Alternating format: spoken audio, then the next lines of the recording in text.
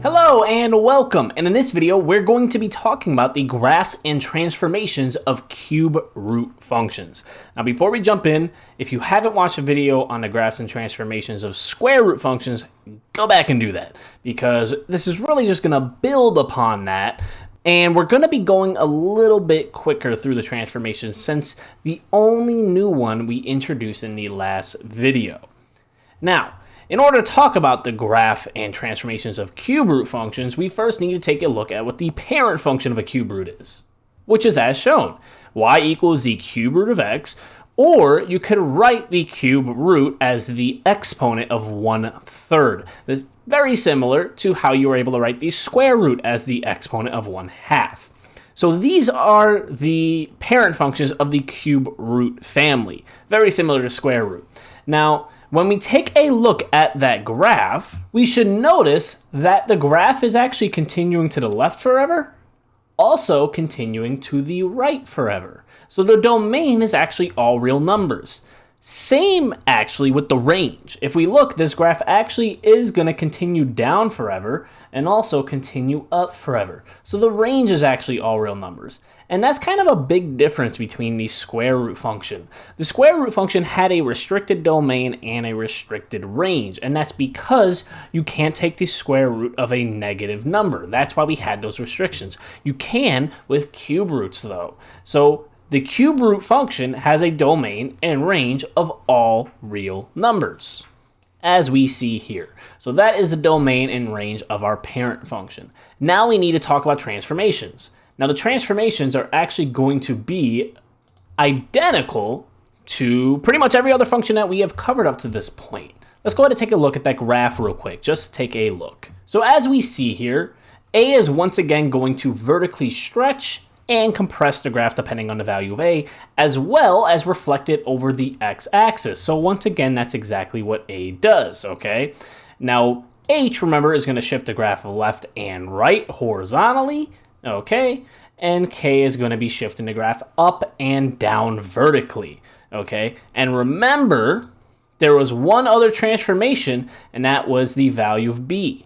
And that is going to horizontally stretch and horizontally compress the graph, as well as reflect it over the y-axis. Now, one thing I do want to make note of is that notice that we see a reflection over the x-axis and a reflection over the y-axis actually look identical. And that's actually because this particular graph has a special type of symmetry.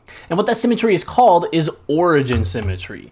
Notice that we were able to fold it over the origin and it fits on itself. And notice that if I actually reflect over the x-axis and the y-axis, you end up with your original graph. The transformations still occur, but because of the special type of symmetry with cube root functions, that it ends up basically creating the exact same graph. Now, one other thing I want to make note of is notice that none of those transformations actually affected the domain and range. No matter what I do to this graph, the domain and the range is always going to be all real numbers. And that's because for the parent function, the domain and range is all real numbers. So there's nothing that we can actually do to transform the function to change that. So that's actually a very important thing that you should know, is that the domain and range of any cube root function is always going to be all real numbers. So there we go. The domain and range is always going to be all real numbers, where A is going to vertically stretch and compress the graph as well as reflect it over the x-axis if A is negative. B is going to horizontally compress and stretch the graph as well as reflect it over the y-axis if B is negative. H is going to shift the graph horizontally to the left and to the right. And of course, K is going to be shifting the graph vertically up and down. So those are all of our transformations, but we should know that no matter what the transformation, the domain and range will always be all real numbers. So what I want to do now is I actually want to take a look at just a couple of examples. Let's look at some functions and determine what their transformations would be without looking at the graph. Think about what the domain and range would be. Always all real numbers. And then take a look at the graph and see if we're right. So let's go ahead and take a look at our first example. So here's our first example. We have -2 times the cube root of x minus 2 plus 1. Well, the first thing I'm noticing is I'm seeing a negative multiplying out in front. That's the value of a. And you must remember that that means that we are going to be reflected over the x-axis. The next thing I'm noticing is that 2 multiplying out in front. Notice I'm not associating a negative with it. The negative only was a reflection over the x-axis, so that 2 out in front multiplying would be a vertical stretch by 2. We've seen that before. Then we see -2 inside. Well, that means that we're going to be moving to the right 2. And then we see +1 outside, which means we're going to be moving up 1.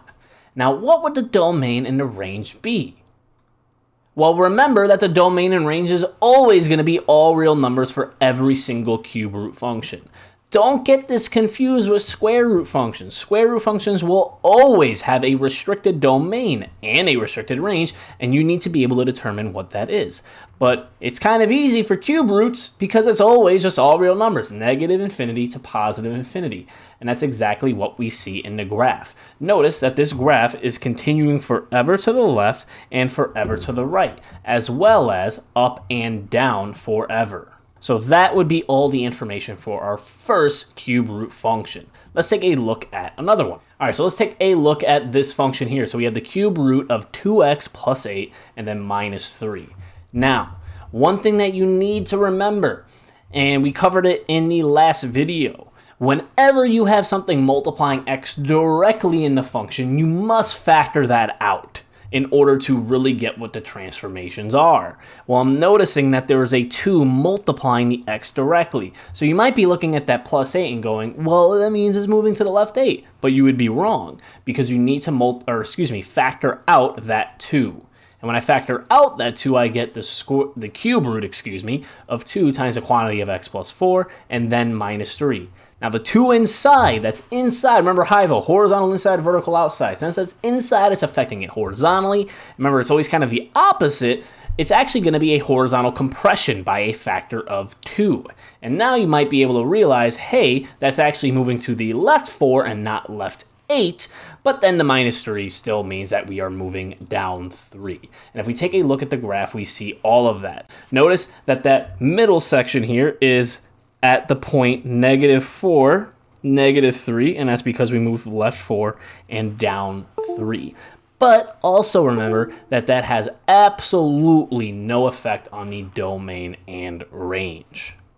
So that's our second example. Let's take a look at just one more and make sure that we are able to identify all of those transformations. And notice that I'm just leaving the domain and range up there. It's because it's always all real numbers. It's never going to change. For cube root functions, that is, not for square root. So let's go ahead and take a look at that third example. All right, so we have 1/2 times the cube root of -x plus 1 and then plus 4. Now the 1/2 is outside, so that's affecting it vertically, and you should remember that that is going to be a vertical compression, okay? So it's going to be vertically compressed by 1/2.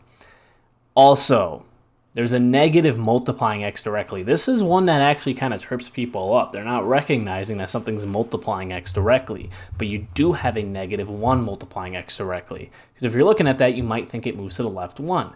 But once you factor out that -1, it ends up becoming x minus 1. Now the negative out in front is going to tell us it's reflected over the y-axis, not the x-axis, okay? Make sure we're very careful with that. If there's a negative multiplying inside, that's a reflection over the y-axis, whereas if it's a negative multiplying outside, it's a reflection over the x-axis. And now we can clearly see that it's going to be moving to the right one and not to the left one. And the reflection is kind of what's kind of causing that confusion there. So just be very careful with that. And then we get the plus 4, right? I mean, that's up 4. We've seen that so many times. And if we take a look at the graph, we see all of that. Notice that that middle section here is at the point 1, 4, and that's because we moved to the right 1 and up 4. Okay, so that would end up being our graph. And once again, notice it's going to the left forever, it's going to the right forever, it's going down forever, it's going up forever. So domain and range is all real numbers. And that's really it. That's the graphs of not only cube root functions, but the last video's square root functions. So they're really not too complicated, okay? We did introduce a new transformation in the form of horizontal stretches and compressions as well as reflections over the y-axis. I guess that's 3 new transformations, but it's all associated with one value. But that's the same for all functions. We just haven't really talked about them up to this point. So just know that works for every function the exact same way. But really, in essence, they're not too bad. Just be very careful with the domain and range of square root and cube root functions. Square root, restricted. Cube root, all real numbers all the time. Okay, so I hope this video was helpful. If you have any questions or anything like that, please feel free to reach out to me. Otherwise, I look forward to seeing you guys in the next video.